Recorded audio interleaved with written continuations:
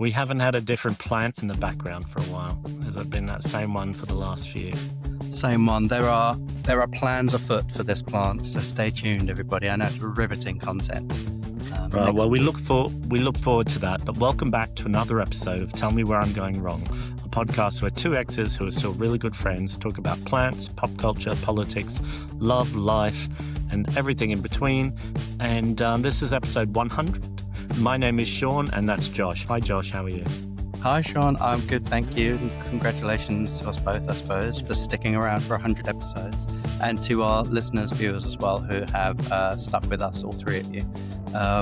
Thank you very much for being part of this. Here's to another 100. Like 100, I mean, it sounds like a lot. What does that work out to in like time span? Because we do it weekly. We have missed 1 week. Did we?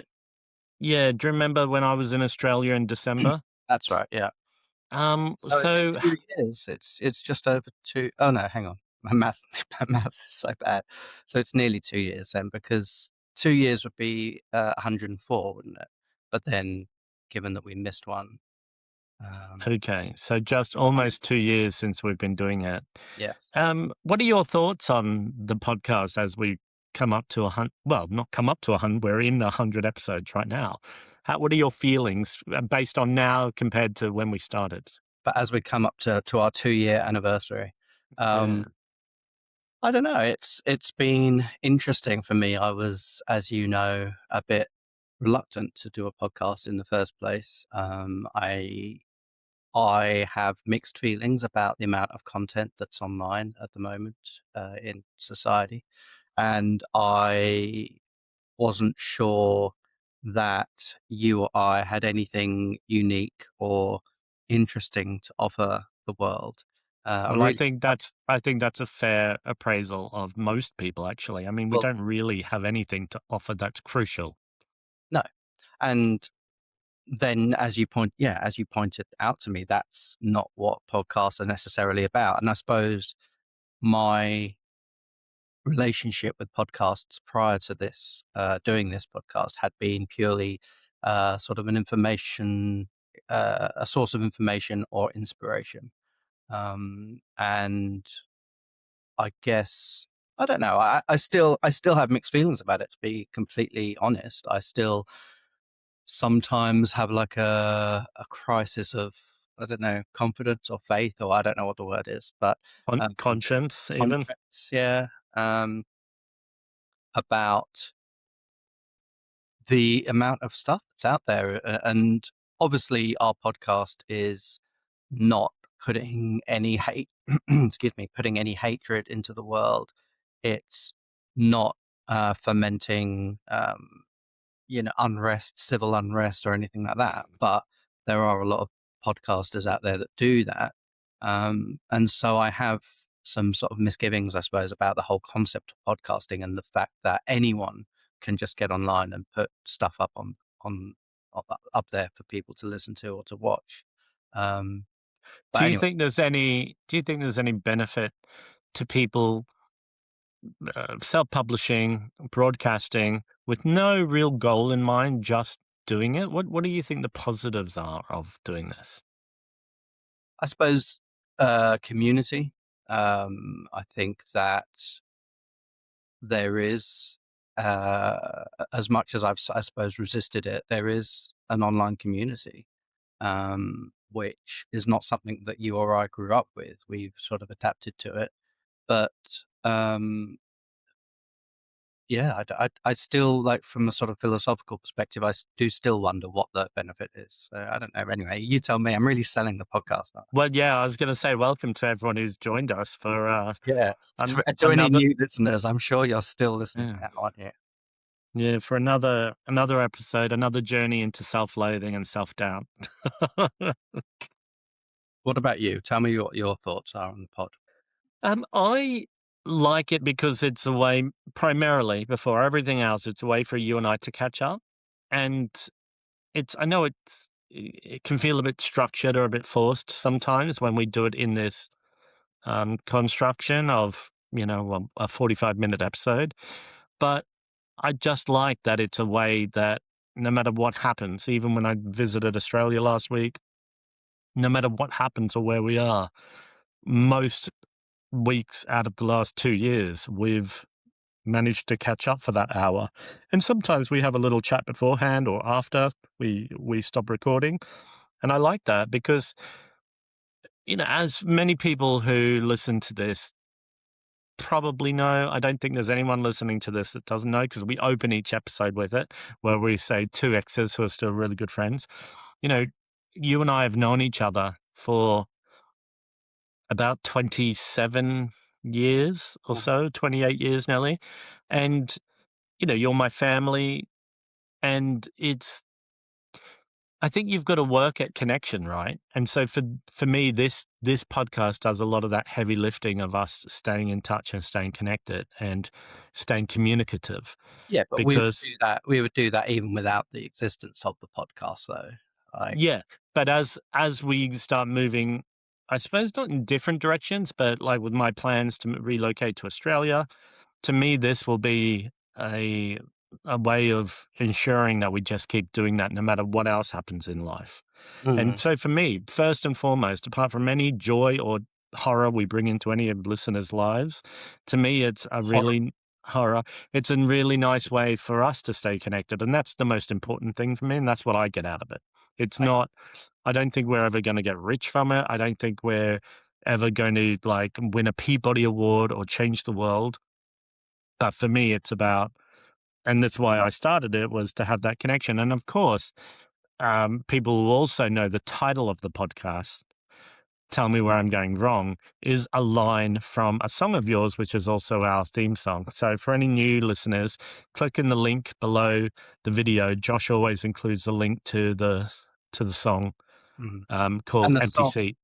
and the song is written about the end of our relationship, so it's very fitting that it is the theme song for this podcast. Or if you're a more a glass half full kind of person, it was written about the transition of our relationship from being Yeah. partners Well, to friends, not yeah, the end. but sorry, to be very specific, the song is written about my, need to, evolve into a new stage of life where I was not with somebody, and all of the interdependency and in connectedness that goes along with that, and learning to navigate life on my own after being in a relationship for over 20 years with somebody. So yeah, it's it's worth a listen.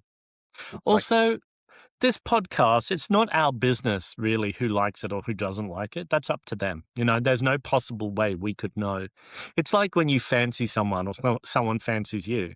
You don't really know why. It's not really your business. It's their business. Like what's in somebody's brain of why they enjoy consuming something or appreciating something.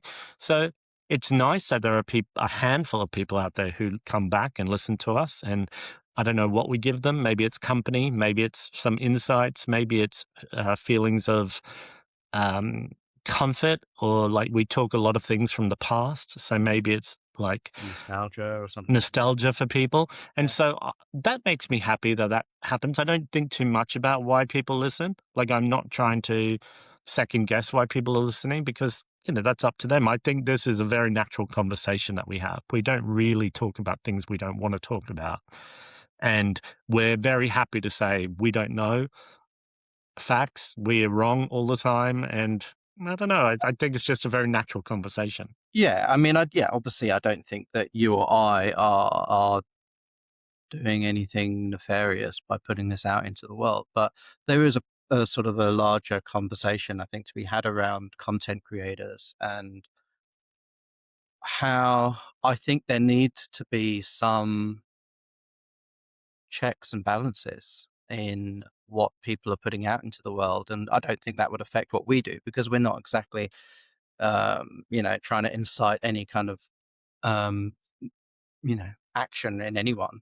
But the the the the, the companies that host media like this, so YouTube, Spotify, whatever, um, they need to have some accountability. Like all the recent unrest in Northern Ireland um, was very much fomented by online content, and people need to be held to account for that. But also, I think the companies that host this sort of thing need to be accountable as well.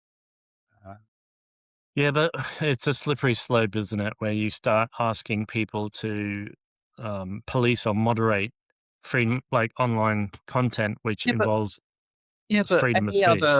any other medium. So if it was a newspaper or a TV station, if they published or broadcast content that incited civil unrest, they would be held to account. So why should social media be any different from that?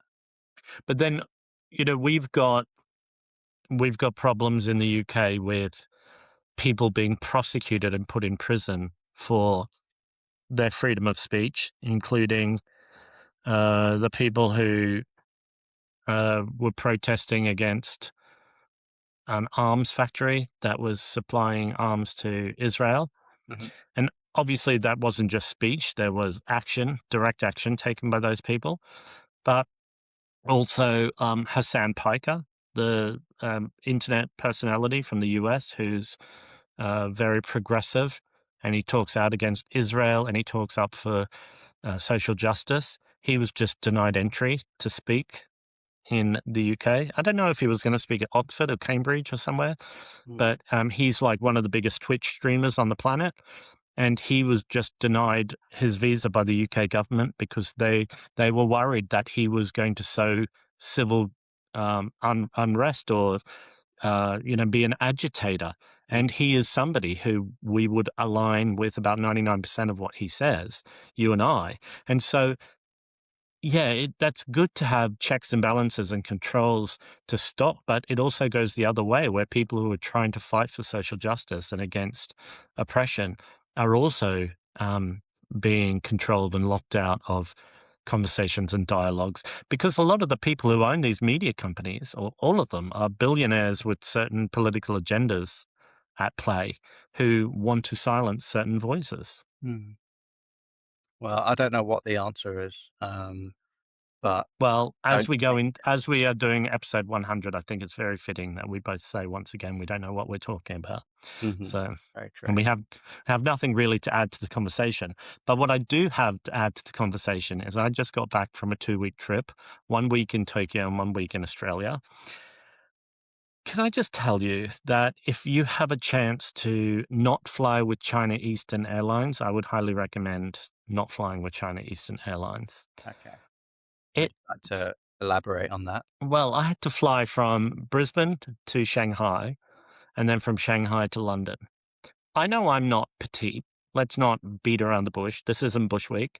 I'm not I'm not like petite, but these seats were tiny. Also, I've got grievance with booking.com. I'm naming names today. I'm saying their names. Say their names. So booking.com, when I booked, it asked me to specify my special meal requirements, and it also asked me to pick the seats I wanted. I didn't get my seats on the flight from Shanghai to London, the 14-hour flight, and I didn't get a vegan meal across any of the 28-hour journey. And I've just been on the phone again to booking.com before this recording to complain, like totally doing my big one, my Karen routine. And they're just saying to me, there is absolutely nothing we're going to do for you. We don't care. Like when you book, it is a suggestion that the airline might give you this. When you pay you book through us, we don't guarantee that you'll get the seat that unless you pay extra money. These seat allocation and the meal allocation were included free, in my ticket. That's how they're framing it. And I'm not entitled to any compensation or any apology or anything. And that's just too bad. They said if I'd paid extra to upgrade and I didn't get my seat, they would then investigate on my behalf. Very kind of them. Thank you. But because it was included in my base fare, I don't get anything. How do you feel about that?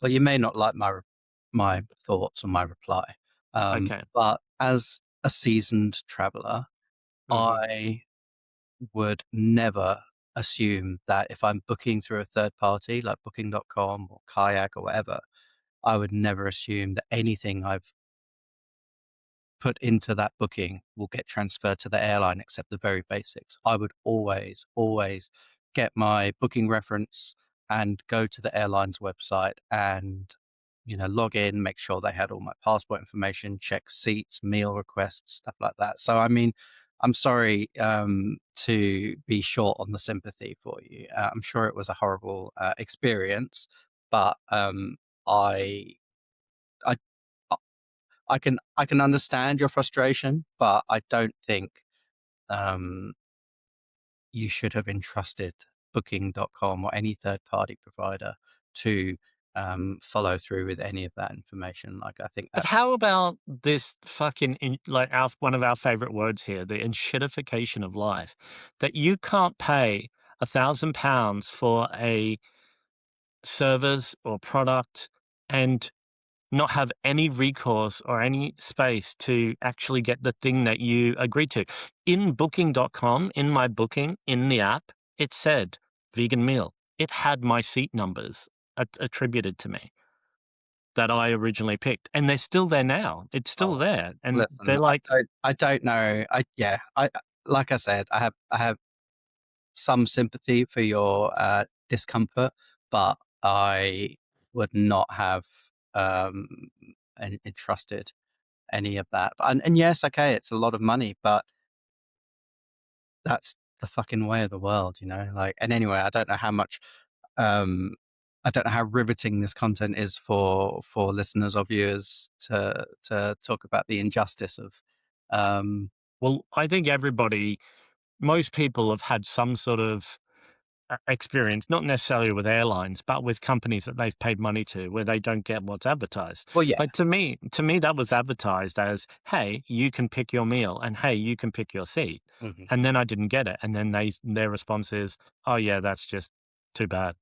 I yeah. just find it Yeah, I mean, it frustrating is. as a Yeah, that's the consumer. shitification of life. I mean, I had a similar thing with hotels.com years ago when I booked a hotel in, I can't even remember where it was, somewhere in the UK, maybe Sheffield, and it said free car park included. And Hmm. then there was no car park, and hotels.com just wouldn't acknowledge it. And, it's the same thing. Like, I booked with a third party. They don't give a shit. They No, honestly could not give a shit. That's their business model, is get your yeah. money. You know, get How your much advertising revenue, whatever. And people show up to Airbnb bookings and there are people living in the apartment and it's such a struggle to get any sort of compensation or, even like to settle it, like even to have some sort of resolution. It just Even, seems like, even an acknowledgement of wrongdoing on their part is hard to get. well, do you know when I first called booking.com yesterday to try and have just a discussion, I had to speak to an AI agent. So I had to speak to a computer model. Hmm. The model was talking in a very nuanced, real way, but it said, I am an AI model. I'd love to help you. Let me know. I would tell them my issue, just like in everyday language, like I'm talking to you, and it would respond to me and mimic how I was talking. So yeah, that sounds really bad that you didn't get your meal. I'm really sorry. And as a vegan, that must be tough to go that long without food. And then it would say, let me just check something for you. And it would have this noise as if someone was tapping on a keyboard, like tap, tap, tap, tap. There's nobody there. And I'm having to have this fake conversation with an AI model that's going to just tell me they can't do anything for me anyway. I felt like I was going crazy. Modern life is rubbish. I mean, anyway, I mean, you got to go to Australia and Japan, and I know. I how mean, let's focus on the positives. oh yeah, the privilege is off the chain. It's off Hmm. the hook. Hmm. Yeah, well, I had a great time in Australia. It was very rainy, but I loved it. I think, we've talked about Brisbane and how it's a bit sleepy in the past. But I think you'd be surprised at how much it's changed. They're even building a new subway line, like a underground metro that goes under the river, Hmm. to cope with the burgeoning population of it's this fastest growing city in Australia, and the Olympics are coming up there in like 2032 or something like that. Mm. But it's great, but it does still feel like a sleepy town compared to, I mean, especially seeing the week before I was in Tokyo, Hmm. which was on another level of chaos, and it was so overwhelming, but I loved it. It was a lot of fun, but it was very intense. Yeah. Uh, And how was the vegan food in Tokyo? oh, amazing. Like some of the best meals I've ever had in restaurants. Like it was sensational. There was a vegan ramen restaurant inside the airport. Oh, wow. So 100% vegan ramen restaurant. And that same company has one inside Tokyo train station, and they have one in terminals 2 and 3 of Narita Airport. So it's seems light years ahead of And so, everything else that we know. so Shanghai Airport, there was just no vegan Oh, food at all. it was meat in everything. Like even dishes that might be like tofu dumplings in brackets with beef. Like it was Yeah. in Yeah. everything was meat or dairy, everything. Like I Yeah. found a packet of almonds and a packet of cashews. No, wow. But you were in Spain, right? Did you eat out at any vegan restaurants? I Where did did you go? only in Barcelona. I was staying on the Costa Brava with family, but then I had a day in Barcelona on the way back, and I had a lovely meal. And I cannot remember. I can do some live research. But I went to this place. I don't even know how to pronounce it because the name is in Catalan, I think, and I really don't understand the pronunciation of Catalan. But I will attempt to say the name at least. And it's a chain. There are two locations. It's a completely vegan and gluten-free restaurant. It's Hmm. called, I don't know if I'm saying it right, Potsdot or Putsdot. I don't know. The O's got an umlaut on it, but Potsdot in Okay. English pronunciation. Um, and it was nice. I was very excited for the concept of a vegan and gluten free restaurant, because that's, all the boxes ticked for me. To be honest, it wasn't that great. The food was okay, but I was a bit sort of underwhelmed. But then I went later that day, just before going to the airport. I went to a place called Velada, Velada, just off the Rambla Mm. in Barcelona, and that is a vegan tapas bar and cocktail restaurant, and it was delicious. Sadly, I didn't have any cocktails because I was driving back from the airport when I arrived in London, even though that turned out to be 6 hours later, which I didn't know at the time. But the Velada, I would highly recommend. It's a really, really lovely, beautiful interior as well, like really old style sort of Barcelona tiled floor, like beautiful, beautiful interior. If I was going back to Barcelona for an extended time, I feel like I would be a regular in this little tapas and cocktail bar. So yeah, I highly They really do hate tourists there, don't they? well. Um, there is, I mean, it is very overcrowded. I mean, the tourists are just are overtaking the city, which is sad to see. And also, I was there the day that the Pope was visiting, so there were lots Mm. of Pope fans, I suppose, in the city. On my bus ride to the airport, there was like a group of people in front of me who obviously had come to see the Pope, and they were all sort of like exchanging videos. I was looking over like over their shoulder at their phones, and they were like sending videos to each other of when the Pope drove past and waved at them and stuff like that. It was all a bit strange, to be honest. Um, What's the Pope's deal? Like, is he the one that's from the USA? yeah, I think so. I don't know. Is it Leo? Leo. But I heard yesterday that Leo isn't his real name. Like when somebody No. becomes Pope, they get to choose a name, Yeah. and it's usually, some sort of always some sort of spiritual meaning to why they chose the name Hmm. that they chose. I I just find the whole thing ludicrous, not to be disrespectful to people's religions, but growing up adjacent to Catholic family, like the Catholic religion to me, the Roman Catholic religion is just, well, to me, it's another form of a cult, but maybe that's not the most inclusive or kind discussion to have on the pod. Speaking of religion, I had a thought this morning actually, and this is not a fully formed thought, but this this is what this podcast is for full, un, fully, no, unfully formed thoughts. Is that the thoughts that are not Fully, fully unformed, par- fully partially, uninformed. partially formed thoughts? And that Yeah. was that AI Hmm. is, I think, for some people, a form of deity, because some people approach it. I won't name names, but I was with somebody yesterday who I work with, and first of all, he refers to ChatGPT as he, like capital HIM, and and the way that he was talking about it, I was like, oh, he's seeing it as some sort of all-knowing deity. Yeah. And, we've talked on this podcast before about how society is changing and that adherence to religion is waning. Um, I don't know if around the world, but certainly in the UK, like less and less people are identifying with religion or going to church or Yeah. going to religious worship of any kind. And I thought, oh, I wonder if like technology or AI will be the sort of the new religion. And I mean, obviously, that's not an original thought. People have said that before, but Well, it just dawned on me this morning thinking about what that person I was with yesterday had said, and I thought, oh, people really do defer to it, and there's something I think built into human behavior where we do want to defer to people. That's why. yeah. Well, Fish. I know somebody who has given it a name Hmm. and refers to it as, "Oh, I'm going to ask this person." And I'm like, "Who?" And they're like, "Oh, ChatGPT." But they refer, and they've gendered it as well. They say, "Oh, she told me this." Yeah. And I try to explain to people, do you understand that it's like it's not thinking for you. It's using like prompts, or it's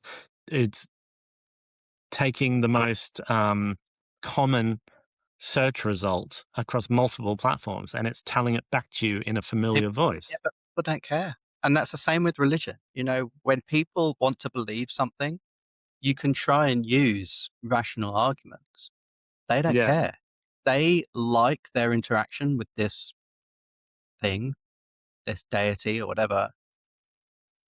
They are not going to listen to reason um, as to why they shouldn't. And yeah. yeah, I don't know. It's a bit Well, scary. look at people like, if you want to have a good conversation about this, talk to my sister Michelle.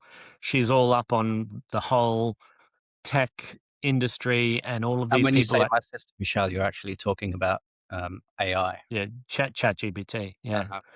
Claude, my sister Michelle. No, but she is really interested and up and knowledgeable about how all of these people like Peter Thiel and all of these other billionaire tech elite have all of these really weird religious underpinnings to everything they do.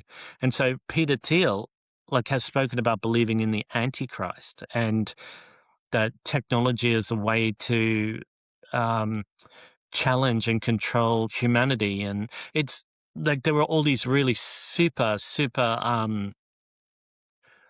I suppose out there ideas around spirituality and religion and one world views and things like that for a lot of these tech bros. And they even name some of their companies after their belief system. And I I re- know it sounds a little bit like, conspiracy, but they say it. They go and they say it in interviews. They do all of this really strange, unusual Mhm. and stuff. And And I don't think Elon Musk is that far away from that either. I was also with with a friend last week, and they work at an organization where I used to work, and they were really upset about the this sort of command given to all staff to start incorporating AI into their daily practice. And they were like, I don't want to fucking incorporate AI into my daily practice. Like, I feel like I do my job well. I've been told I do my job well. Why should I have to?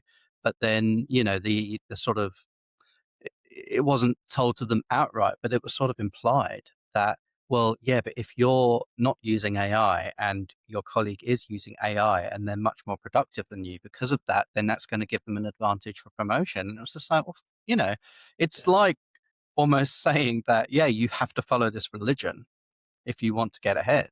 Like you have to Well, belong to well, get believe get this. And this. What do you think a university's take on using AI to write essays would be?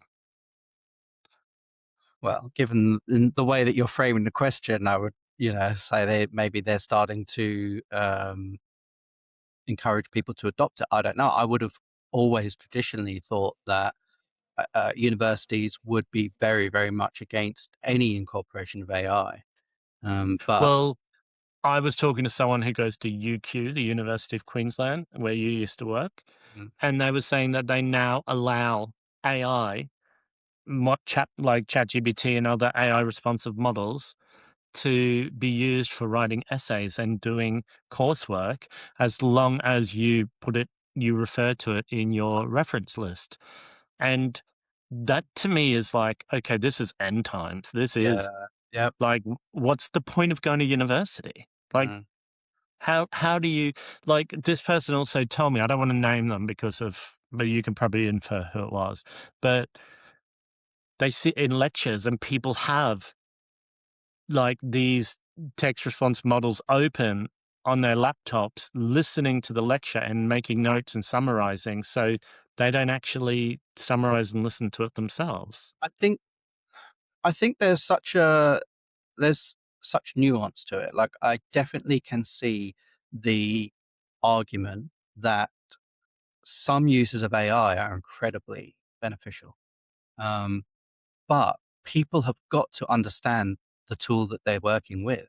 And they've got to understand that you cannot defer to AI as an actual intelligence. It's a tool that we can use, but it is not all knowing and it's not the source of sort of divination or a superior intellect than ours. Yeah. Um, it's just a tool that we've created. And yeah, I mean, I don't know, like it's very, yeah, it feels like end times. I don't know. I don't know if I have really the sort of the mental But vocabulary to. when it interrupts critical thinking, which we're Mm, all like struggling with anyway, because of the modernity and the way that we live within technology. It has interrupted that for us over the last few generations to a huge degree. But this is like a complete roadblock to creative or problem solving, because you look at this and you think that's the answer. I'm not going to think about this anymore. mm, This has yeah, told me what I should think about this subject. This yeah, has given me a solution to this problem. I'm not going to think about it anymore. And so instead of, before these technology existed, we used to have to, take counsel with lots of different people. We used to have to read books. We used to have lived experience over decades to try and come and form our own opinions and come to a conclusion. Now, something that would take years or hours and hours and hours of human interaction and critical thinking. Now people are taking at face value something that these text models have generated in milliseconds. And mm. that's it. That's the end. So our critical thinking has just gone out the window. But the sad thing is that I just don't think there's any stopping it now. So we can have these discussions. You and I can be very selective about our use of AI or choose not to use it at all. Although that's actually not possible anymore. You can't exist in society without interacting with AI. Yeah. Like you do it involuntarily. Yeah. Um, like you said, when you called booking.com, you had to interact with AI. Yeah. Um, it's impossible to avoid it completely unless, I suppose, you literally go and just become a hermit on an island somewhere. But I Um, also think it's quite naive of us to think of AI as just this thing that's just crash landed in the last few years. oh I yeah, think, we've been sliding into this AI descent over our lifetimes. mm, Everything we do is either AI, is got AI components to it, or has been used in training of AI models. and And so I like, even if you go to the supermarket now, and these like no scan supermarkets like the Tesco around the corner from me, where I walk in, I walk up to the cash register and it just tells me what I'm going to buy, even if I've got it all in my arms and I haven't put it down. So I know that there's surveillance, but that's also like uses AI technology. Mm. And this is everywhere. Like when I traveled and went through the airport, I mean, I just walked up to the gate, it scanned my face, and I didn't have to do anything else. And all of my details, I didn't scan my boarding pass or anything. It just scanned my Yeah, face. yes. Yeah, I know. Yet it didn't fucking confirm your vegan meals, too. Well, it couldn't do that. But also, like when I was in the Shanghai airport and to use the Wi Fi, the government asks you to scan your passport and send them a copy of your passport. And Weird. I mean, the Chinese government probably knew everything about me anyway, before I did that. But just everything, like everything is about surveillance and controlling data and information. And that's it. We stop being critical players in our own lives and we're just observing how we're being manipulated. It's terrifying. I, Um, it makes me think of being at no, probably would have been secondary school, being at secondary school here, which is high school to most of the rest of the English speaking world. But learning, or trying to learn algebra in mhm, maths class and being frustrated because I remember thinking, well, I'm never going to use this in real life. And there are calculators that can sort of work these things out now, and being very frustrated. But I think you could sort of look at AI the same way that maybe young people have grown up with technology being so integrated into their lives, they might not see the problem with it. But I yeah. can see that, there are benefits to extending your brain and pushing your intellect beyond its sort of comfort zone, because you can learn from that. And it's not necessarily that I will ever have to solve an algebraic equation in my day to day life. But I do think that there's a benefit to be had from using our brains. And if we stop using them completely and Yeah. just defer all of our decisions, all of our sort of um, logistic needs to AI, what's going to happen to Al- humanity? In, Also, like there are so many studies that talk about the cognitive decline of humans who stop critical thinking or engaging in tasks that are creative based. Mm. And so, people stave off dementia or cognitive decline through like music class or Mhm. social groups or board games or whatever it is. Mm. And to take all of that away from us, that, like you were saying, like those everyday decisions, I think it's going to have huge repercussions, health and mental health repercussions for humanity. But a lot of these people who are doing, spearheading this technology don't seem to care about those consequences. No, no, they don't. There's little or no regulation really. Um, Hey, can I just before in the last few minutes, there's something that I wanted to talk to you about that you've talked to me a few times about, but I had never watched the whole series. But when I was in Australia, I watched the entire series of Hacks. oh, like all Be- 5 series. because what had happened is I had watched the first two seasons, the first two seasons, and there were another three, but they weren't available for me to watch here without signing up to Amazon or Uh, something, and I didn't want to. yeah. But when I went staying with Sean and Derek, they had an Australian TV channel called Stan, Mm. and that had the entire season. So Hill and I marathon watched the last three seasons I like just every night. I just finished the 5th season about 4 or 5 days ago. So what did you think of how it ended? I mean, I was in pieces. I was like sobbing at the end. Like I was so sad. But I think it's a brilliant piece of work. Like all 5 seasons. I think the 5th season maybe wasn't quite as thrilling as maybe the third and fourth seasons were, but I still loved it, and I love the characters. I love the the the subtleties of some of the character development, and Yeah. I love a lot of the people in it. I think Meg Stalter is just fucking brilliant. Jean Smart, I mean, yeah, there are so many great performances in it. I think the person who was the most enjoyable for me all the time, of course, Jean Smart is a comedy legend, and all through our lives, she's been in TV shows and entertaining us in all different ways, everything from designing women right through to hacks, and she's incredible. I was really impressed by the guy who played Jimmy, Mhm. um, Paul Downs or Paul Yeah, W. Downs, yeah. He was and then also the creator of the show as well, well. yeah, I just found out, like, before I was getting ready to talk to you about this, and I brought it up, and it was, he's one of the co-creators and showrunners Mm, of this, and I was like, it was incredible. He was so good in that role. yeah. Um, who do you think, like, your favorite arc or story arc was? Like, who had your favorite journey of all the characters?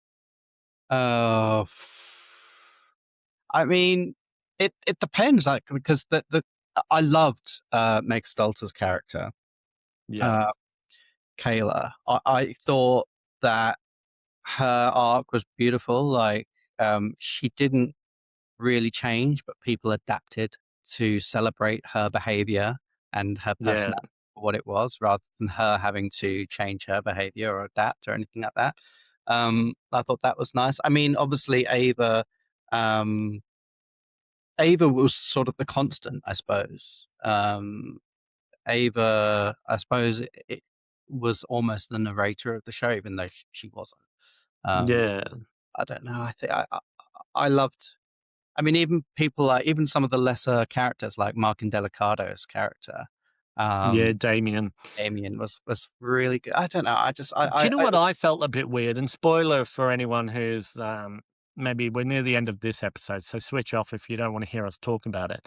I found it weird how the character Marcus just kind of disappeared and was yeah, only in it a smattering. It just seemed very odd and an odd way to develop that story. Like everybody else, like strengthened their relationships and learned to appreciate each other more. And I know they had that bit where they opened the casino together, but it seemed very sort of tacked yeah. on to the end. That was a bit strange. And the guy that he was seeing, I can't remember the character's name, but the water, the Nevada water Yeah. inspector or whatever. I thought he might have reappeared at the end because he was kind of, one of the main side characters for a while. Um, Yeah. I was a bit confused by that. I But I had no idea Katya was going to be in it, oh, and I had heard them talking oh, had about it you? on I their hadn't. I had no podcast. idea, and I was just like, "Oh my god, is that Katya?" Like, Yeah. yeah, But it was a very enjoyable show. Um, I wouldn't watch it again. Do you know how some shows, comedy shows, like for me, like something like Peep Show or Dairy Girls, I mm, can watch again and again and again. Like I've seen episodes of Peep Show and Dairy Girls like multiple times. I mm. don't think I would ever watch Hacks again. I think to me it was like a more of a movie experience, like a one time sort of thing. How do you feel? I mean, I have rewatched. I mean, I before the fifth season came out, I rewatched all of season four. Um, Yeah. I probably would go back to it in a few years' time. But yeah, I thought it was very sweet and very funny, well written. And without giving anything away for real, were you satisfied with the ending? Like how I it suppose, yeah, I suppose um, because it was like one of those sort of all human existence experiences, incorporating all of the joy and sadness and grief and laughter of life. Um, and I don't know if there was a better way they could have ended it, to be honest. and also there was that episode, very fitting for what we've been talking about in this episode of our podcast, where Deborah had to, reconcile, um, using AI Yeah, or selling her likeness to AI, yeah. and I thought that was handled quite well, talking about that and just showing the facelessness of AI corporations and Yeah. You know, how they just want to take people's creativity and hard work and turn it into profit. Yeah. Yeah. No, I loved it. Highly recommend anyone to watch it. Yeah, I've been recommending it to everybody. Right, we should wrap up, but just quickly, please do hit subscribe wherever you're listening to or watching this episode. I am what day is it now? So this will be coming out on the 25th of June, this episode. And this Sunday at the Cock Tavern in Kennington, I'll be hosting my queer open mic. So do come along to that from about 5:30 onwards. Come along and watch some of London's queer artists perform poetry, songs, spoken word. I like how you say some of London's, not some of London's best, but some of London's. Well, it's an open mic. I mean, you get what you get, you know. Well, you do have some very talented performers there. We do have some fantastic performers. So yeah, come along to that. Anything else you need to mention, Sean? No, just go to fatgayvegan.com if you want to read what I'm writing about. I blog every day. You can follow me on Instagram at fatgayvegan. And I've got the London Vegan Beer Fest that I'm planning, and that's coming up in September. You can grab tickets for that at veganbeerfest.co.uk. That's everything from me. All right. And we will do the maths in a minute. We will extend our intellectual capacities and try and work out when we are going to hit the 2-year anniversary, because it's sometime in the next 4 weeks, I think. So. Well, I think 100 episodes sounds more impressive than 2 years. Maybe. Well, thank you for joining us again. And until next week, take care of yourselves. Bye. Bye-bye.